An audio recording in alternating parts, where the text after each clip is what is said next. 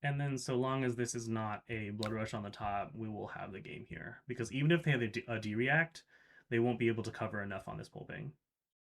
Ah! Ah! Ah! Okay! Spoke it into existence, I see.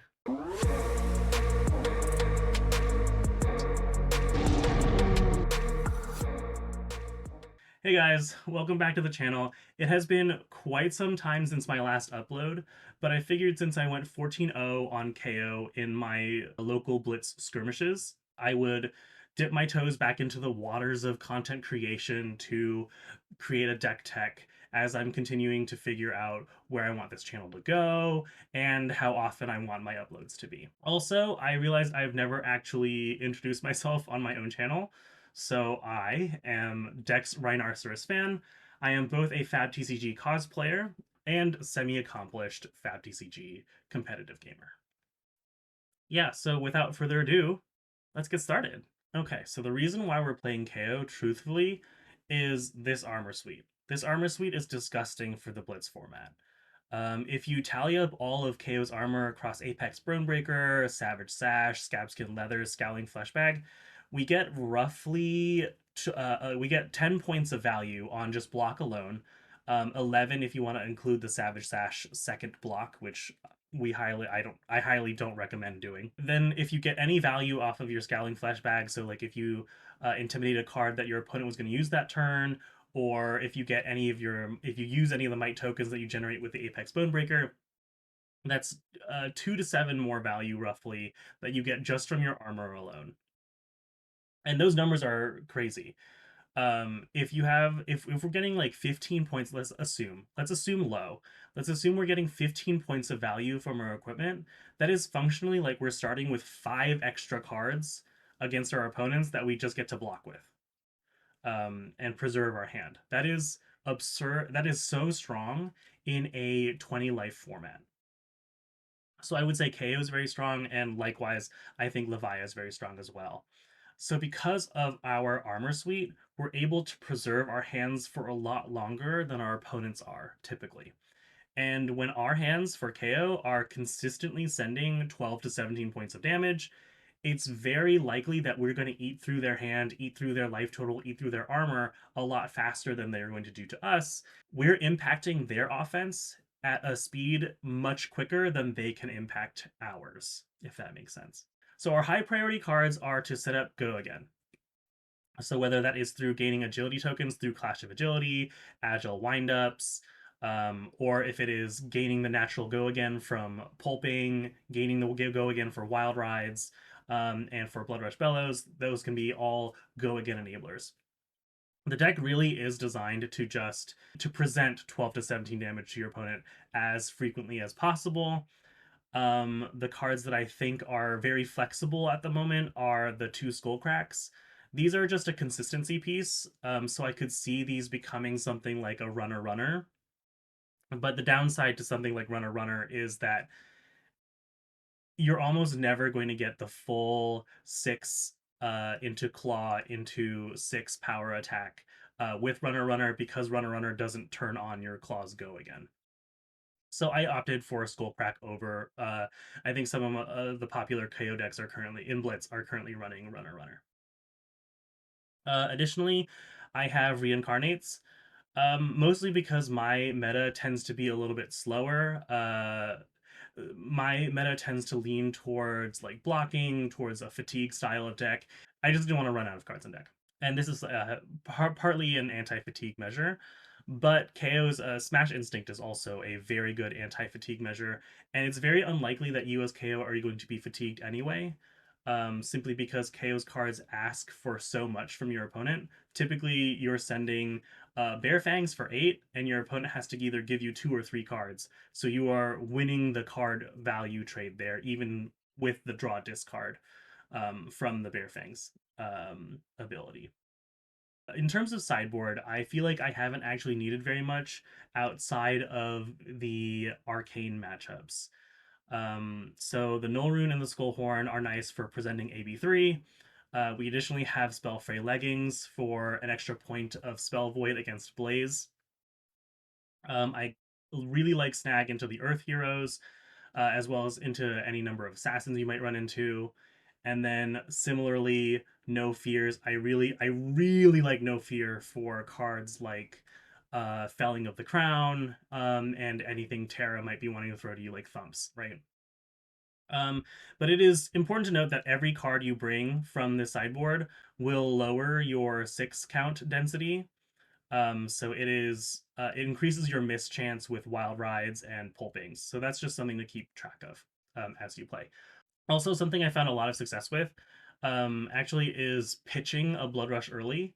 So the first Blood Rush I find, in KO as opposed to Rhinar, the Blood Rushes feel less of a huge spike turn so much as a additional consistency piece. So I haven't felt like the pressure to constantly fire the Blood Rush when I see it, right?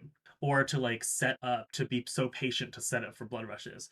So something I've actually quite enjoyed is early on pitching a Blood Rush Bellow, and then you can fire your second one, and at that point you just know for like 7 or 8 turns you will have no chances of missing with Wild Ride and Pulping because you pitched your Blood Rush Bellow so early.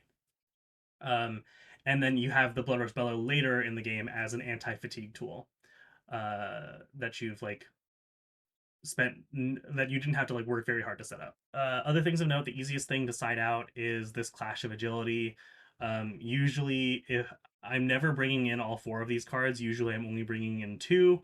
And the only card that comes out has been Clash of Agility. So across 14 games, the only card I sided out was Clash of Agility, and most of the time I was bringing in 1 Arcane Polarity and 1 No Fear, or 1 No Fear and 1 Snag. So I really feel like the second No Fear could be anything else, and be just as effective as what I had. I don't think I have anything else on the deck list, so let's just get into some games. Okay, we have a Dromai, also a relatively popular pick for this skirmish season. We don't have to make any changes for Dromai either, so we'll just go in with this and say go. What I find interesting is I think the Dromai put us going first, whereas I think most of the time Dromai wants to be going first to just generate that ash early. We have another Blood Rush start, and I don't really have a lot of. Oh, sorry, they did choose to go first. I'm so silly. Oh, I'm sorry, I completely missed that they did choose to go first. The good news is we have a Blood Rush here, and I'm actually just very willing to send it, despite at the initial portion of this not having go again. And we'll go ahead and send the Wild Ride here. I don't really need this turn to extend that much further because we have so much more consistency in this matchup than they do. So I'm okay just sending the Wild Ride and then the Claw after this. We have the ability to play this game pretty patiently.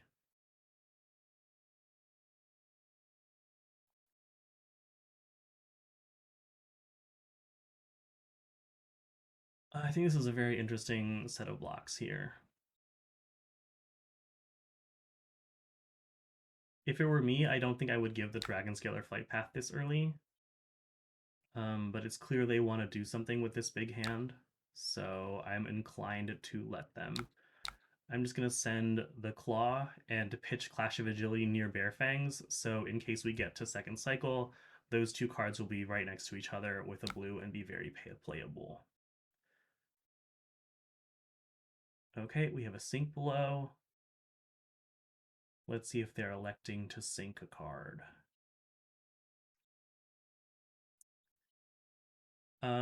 But most of the time, Dromai's big hands aren't actually that scary. Again, because we're brutes, so we have a good chance of popping whatever she is playing due to Phantasm.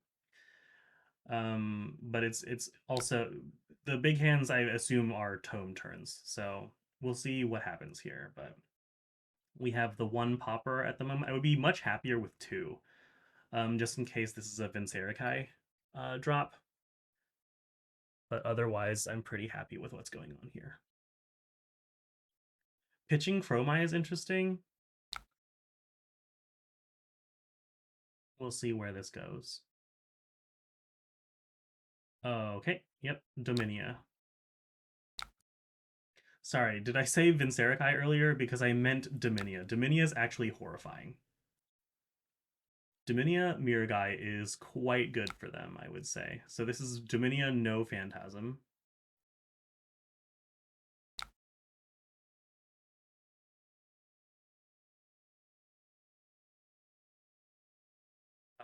Yeah, so they're gonna put Skullcrack to the bottom of our deck. Or sorry, they're gonna banish Skullcrack, presumably.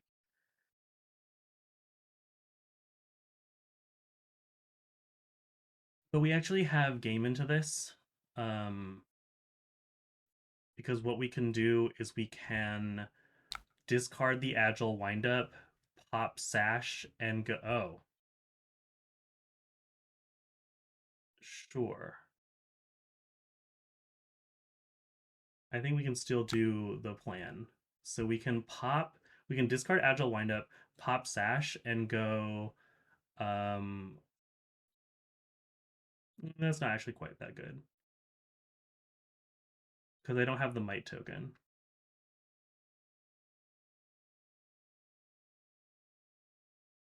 Yeah, I think this is okay.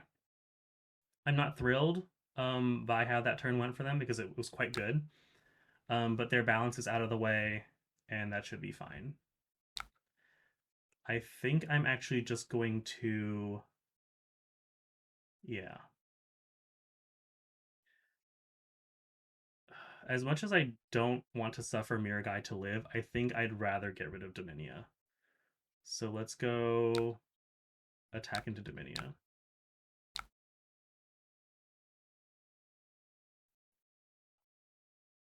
There is a world where I discard the Agile Windup first, but I'm doing it now.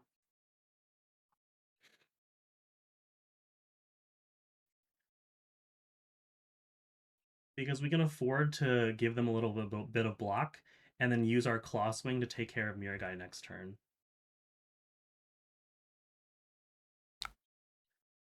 Ravenous Rabble, revealing Vincerikai. It's very early to do this, but I actually don't mind disrupting their turn a little bit here, since I put them ahead of us at the moment. So I don't mind giving Scowling Fleshbag as a tempo play, since most of the time the Dromai can just play around Scowling Fleshbag anyway.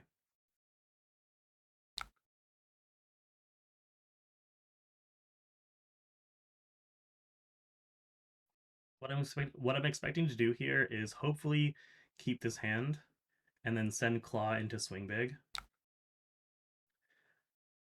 I really want to get rid of Miragai before we end up finding Chromai. But I think this is just double Miragai, and I'm very okay with that.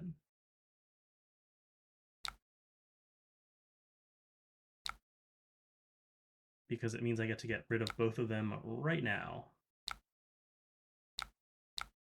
So we'll say forego again into the Miragai.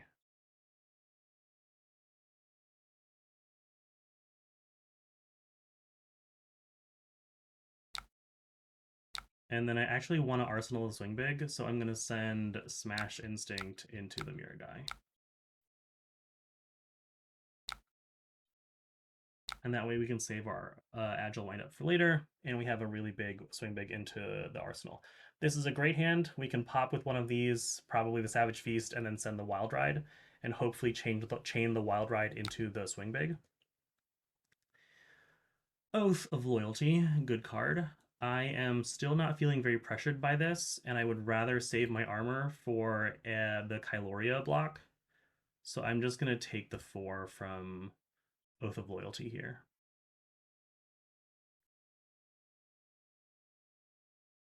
Building Mirage, 3 and transforming an Ash.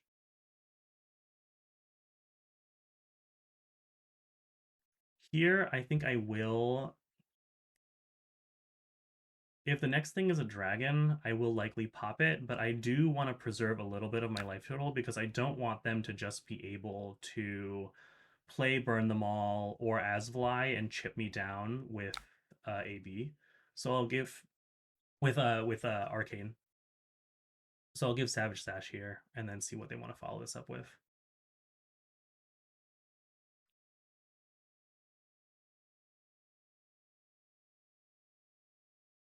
Okay, it is Kyloria. And we will pop the Ashwing.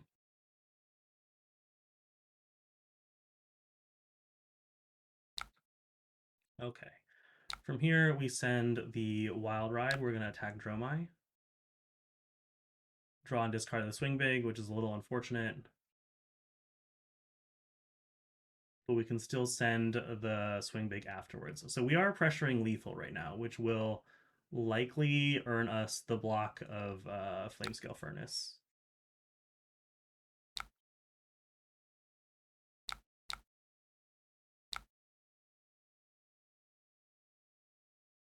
And we still have enough armor that... Oh, actually, they're out of Mirror Guy. So we still have enough armor that if Chromai came down and we didn't have a popper, we could block the Kyloria out.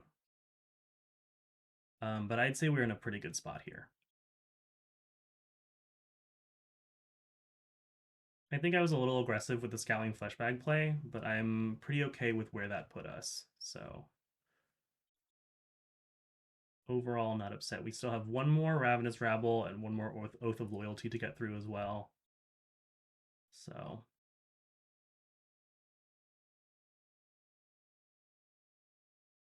but the nice thing is we still have 6 armor. Very happy to see the Asfly block and the Chromai block. Very good for us here.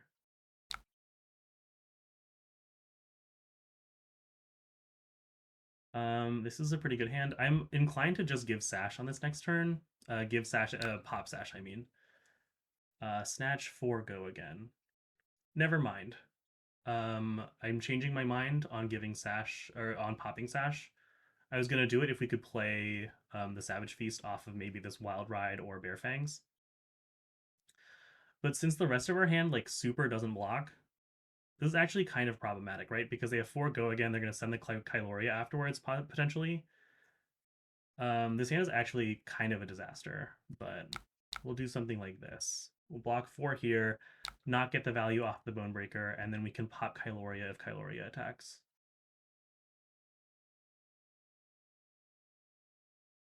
Burn them all, 1 and 1 Arcane, sure. Let's block like this.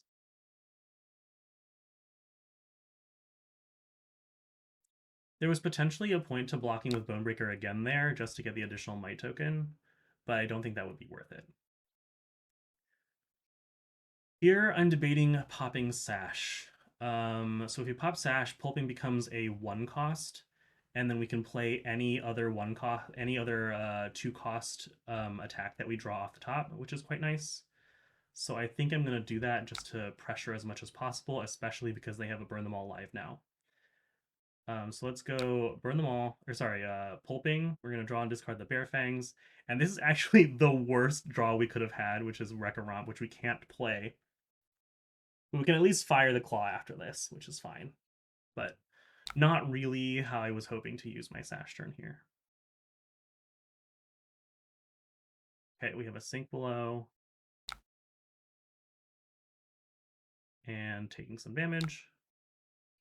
And then let's go ahead and send this Claw afterwards.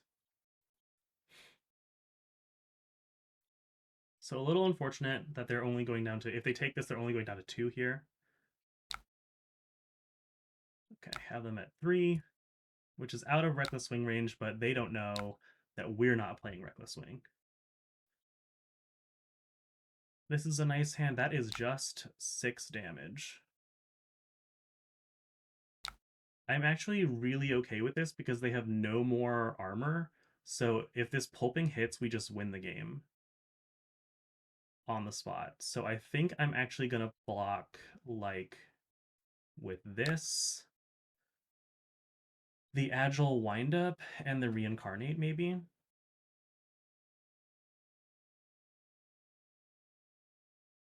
Just because I don't want to be caught in a position where I have the Agile Windup later. Is there any world where I do something different? Let's think a little bit. Because I'm trying to think if there's a world where I can discard this Agile Windup for a future turn. All right, so we block 2 here, 5 here. Nope, okay. Block it out, gain a 2nd Might.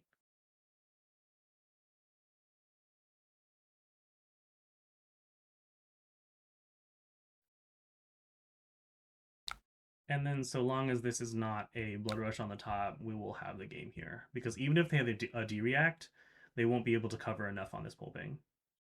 Ah! Okay! Spoke it into existence, I see.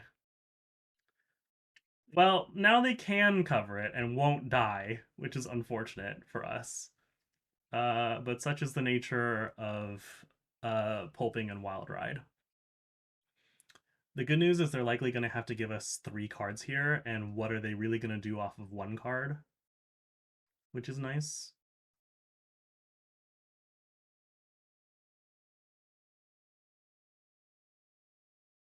These are both very exciting cards to see being blocked with.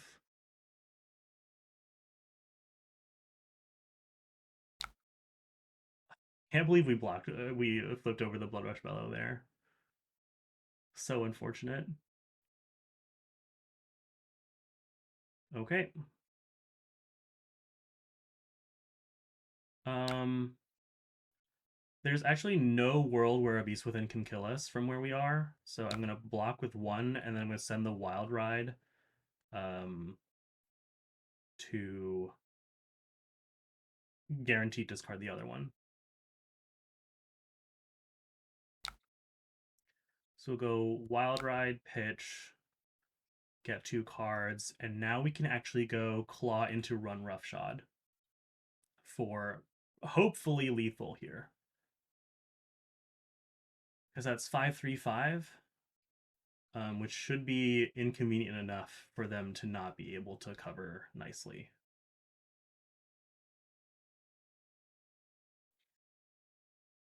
They're going to need to give us another card here in the current moment, or they will be entering dying phase.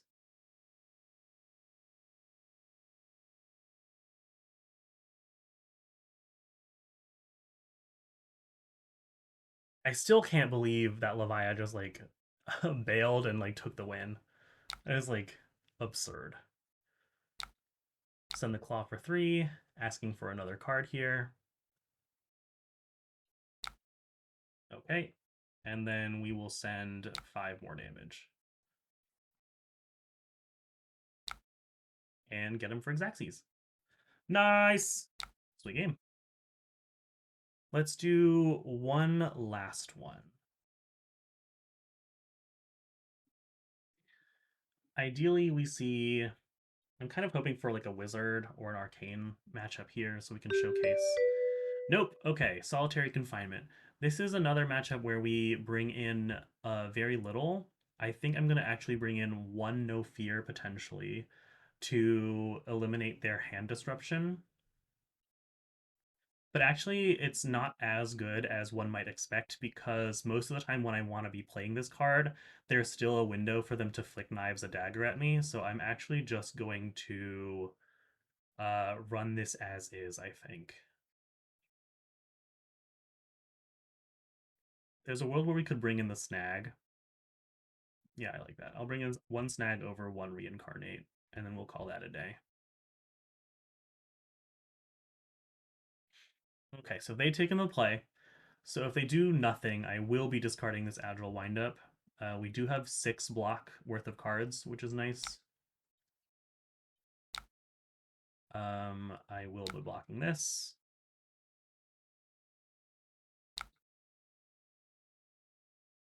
Sure. So we'll be taking 1 point of damage here and possibly also getting marked.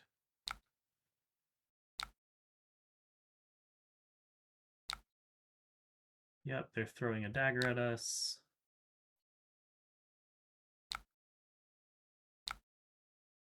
Marking us. And then they're moving to end, so I'm going to give us an agility token. Okay, pretty good. We find a Bloodrush Bellow here. Usually I don't love finding Bloodrush and Pulping together, because ideally I'd like to use the Pulping into a Claw into another attack, but we are where we are. I am going to be Blood Rushing this turn, it looks like. Yep. Let's hope we discard the Skullcrack, but it should still be okay if we discard the Pulping, so long as I'm hoping to draw a blue and then like a Go Again Enabler. So let's do this. Okay, We lost our pulping, it looks like, but we did draw a Go Again enabler, which is nice. The downside is that we drew a red. So we would still be hoping for the Skullcrack discard here and to draw a blue off the Wild Ride.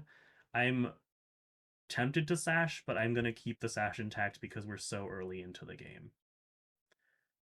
The alternative actually that I like the most is just claw into Bear Fangs, I think. And then we'll take the 2 from the Bloodrot Pox, that's fine. Yeah, let's go Claw Go Again into the Bear Fangs.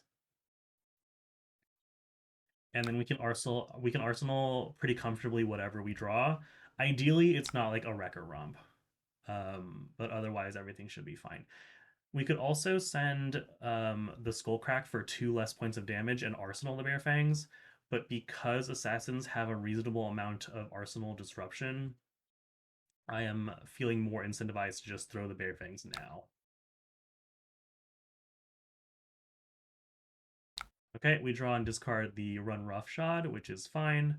We can send 10, and we will not avoid taking damage from the Blood Rot, and we'll put the Skullcrack into Arsenal. Wow, hello! Blood Rush Beller number 2. Into Mark of the Black Widow is not exciting. The plus side is I get to choose what card we banish.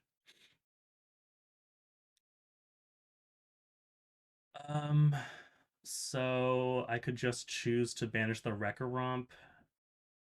The awkward part is this Wild Ride, right? We can't get rid of the Wild Ride unless we play it, and we also can't get rid of we can't arsenal reasonably the Blood Rush without playing the Wild Ride.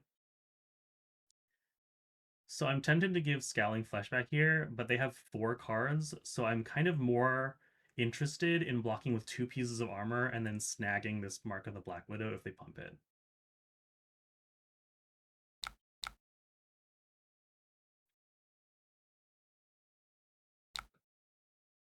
Okay. We have a Redback Shroud activation, Spike with Blood Rot, sure. And let's snag this.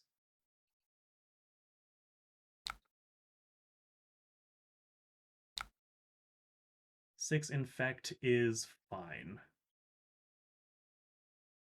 6 Infect is mega fine.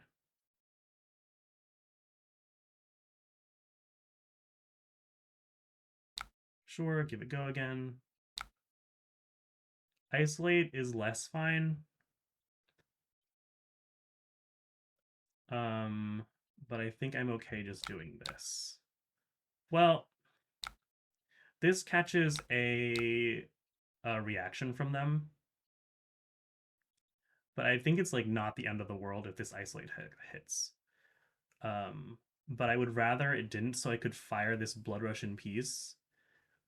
Especially since they're at 8, right? They're like at a very low Blood Rushable life total. So I'm gonna intimidate the card from their hand. They're gonna put it into Arsenal, and that's gonna be fine. We'll send the Wild Ride, or send the okay. Well, sometimes that happens. Sometimes you can win the game because your opponent concedes on the spot. But I think it was pretty doomed for them. In this particular case, we had 2 floating. Even though we drew double reds here, what we can do is pop the Savage Sash and at least send 2 of these 3 red cards of the Pulping Bearfangs Skullcrack. And they clearly don't have the hand for defense. I'm actually very curious what was in Arsenal. Another Take Up the Mantle? That is a disaster. That is an absolute disaster hand.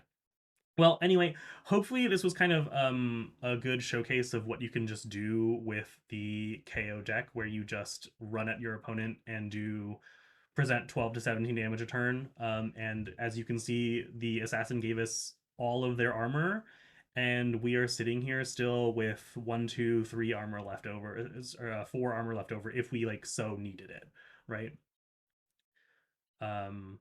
So yeah, if decks want to just go toe to toe with you as KO, you just kind of get to go over the top because of all of this armor. The list is in the description for anyone to try out. And feel free to take this to your local blitzes. I guarantee it feels really good to play. So if nothing else, it is just a pleasant time. You'll have a pleasant time for the 4 hours that you'll be there. So anyway, thank you for watching, and see you all next time. Bye bye.